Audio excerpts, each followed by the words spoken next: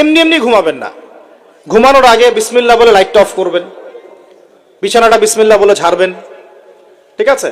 Washroom থেকে পারলে অজু করে আসবেন, মশারি দিচ্ছেন, লাইটস অফ করছেন, পাত্র যেগুলো আছে সেগুলো একটু ঢেকে রাখবেন বিসমিল্লাহ বলে, দরজা লাগাবেন বিসমিল্লাহ বলে।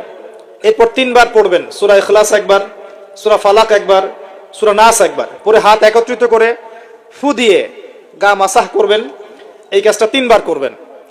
একবার আয়াতুল কুরসি পড়বেন, সূরা বাকারার 255 নম্বর আয়াত, আল্লাহু লা ইলাহা ইল্লা হুয়াল হাইয়ুল কাইয়ুম, এটা শেষ পর্যন্ত। এরপর সূরা বাকারার শেষের 3টা আয়াত পড়বেন, লিল্লাহি মা ফিস সামাওয়াতি, এখান থেকে ফানসুরনা আলাল কওমিল কাফিরিন পর্যন্ত। তারপর ডান কাতে পাশ ফিরবেন, বলবেন আল্লাহুম্মা বিইসমিকা আমুতু ওয়া আহইয়া।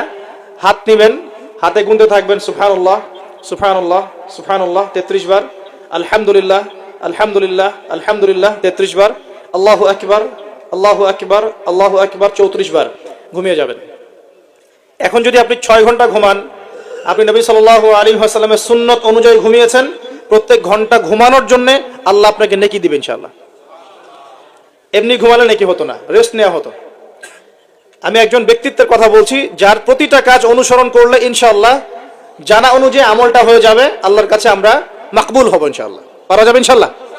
ঘুম থেকে উঠলেন, এমনি এমনি উঠে চলে যাবেন না, উঠেন, বসেন, বসে ঘুমের ভাব দূর করেন, দূর করে বলবেন আলহামদুলিল্লাহিল্লাযী আহইয়ানা বা'দা মা আমাতানা ওয়া ইলাইহিন নুশুর। এবার বাথরুমে যান, বাথরুমে গিয়েই বাথরুমে ঢুকে গান গাওয়া শুরু করবেন না।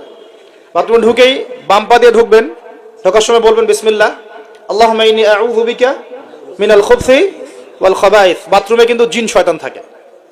বাথরুমে কি থাকে? বিজ্ঞান এটা প্রমাণ করতে পারে নাই, এগুলো নাসা বিশ্বাস করবে না, কিন্তু আল্লাহর রাসূল যেহেতু বলেছেন আমরা বিশ্বাস করব। বিজ্ঞান কি সব আবিষ্কার করতে পেরেছে? বিজ্ঞান কি সব আবিষ্কার করতে পেরেছে? বিজ্ঞানের আবিষ্কার কত পার্সেন্ট? এই মহাবিশ্বের 1%ও না, মহাবিশ্বের 1%ও না। আমাদের দেহের মধ্যেই যে রূহটা আছে, এই রূহটার কি কোনো ব্যাখ্যা করতে পারা গেছে? রূহটা কেমন, কঠিন না তরল না বায়বীয়, ব্যাখ্যা করা গেছে?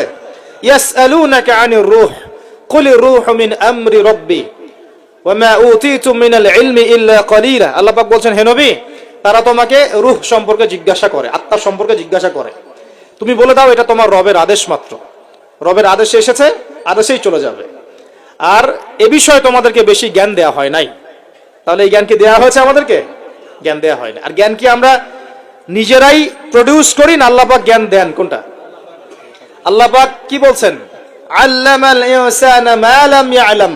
মানুষকে আল্লাহ পাক সেই জ্ঞান শিক্ষা দিয়েছেন যা মানুষ জানতো না। তার মানে সৃষ্টিগতভাবে আমরা জ্ঞানী ছিলাম না।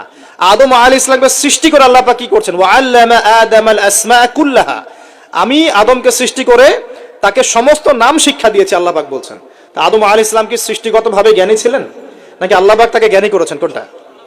আল্লাহ পাক জ্ঞানী করেছেন। সো জ্ঞান কার পক্ষ থেকে আসে? আল্লাহর পক্ষ থেকে। এটাই হচ্ছে ওয়াকুলিল হাক্কু মির রাব্বিকুম, হক বা সত্য জ্ঞান তোমার রবের পক্ষ থেকে আসে। ফালা তাকুনান্না মিনাল মুমতারিন, তুমি সন্দেহবাদীদের অন্তর্ভুক্ত হয়ো না, আল্লাহ পাক বলছেন। তো বাথরুমে জিন থাকে এটা বিশ্বাস করলাম তো।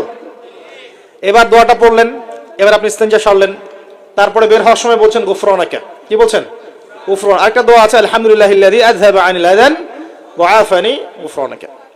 ওযু করবেন, ওযুর আগে বলবেন বিসমিল্লাহ। ওযু করার সময় খুব বেশি পানি অপচয় করবেন না, কারণ অপচয়ে সবচেয়ে পটু জাতি এখন মুসলিমরা। অপচয়ে সবচেয়ে পটু জাতি মুসলিমরা। রাষ্ট্রীয় সম্পদ অপচয় করে, গ্যাস অপচয় করে, তেল অপচয় করে, পানি অপচয় করে, সময় অপচয় করে, সবই অপচয় করে।